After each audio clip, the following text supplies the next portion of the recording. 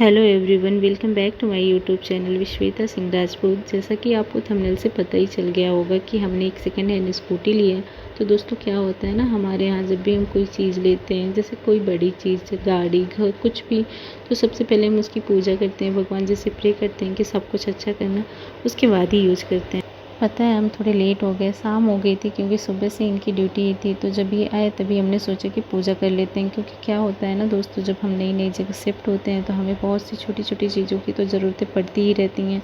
तो कुछ दिन तक तो हमने अपने नेबर की स्कूटी यूज़ कर ली थी, लेकिन अच्छा नहीं लगता ना किसी को छोटी छोटी चीज़ों के लिए परेशान करना।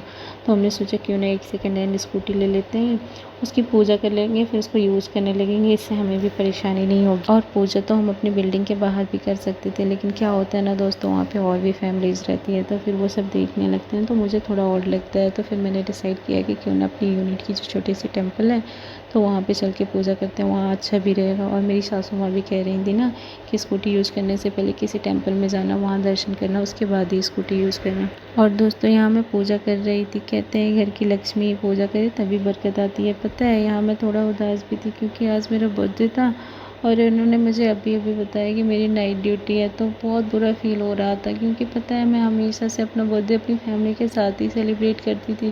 तो इस बार तो मेरी फैमिली मेरे साथ थी ही नहीं, हम दोनों ही एक दूसरे के साथ थे। तो इन्होंने अभी अभी बताया कि ड्यूटी है मेरी, तो मेरा मन और भी उदास हो गया कि आज तो मैं बिल्कुल ही अकेली हो गई। फिर मैंने कहा ठीक है, अब इसमें तो कुछ कर नहीं सकते। तो जल्दी जल्दी मैंने पूजा फिनिश की और फिर मैंने कहा ठीक है चलते हैं, नहीं तो फिर आपको लेट हो जाएगा। तो इन्होंने कहा कि नहीं, हम चल के बाहर कुछ खा लेंगे, आप आराम से पूजा कर लो।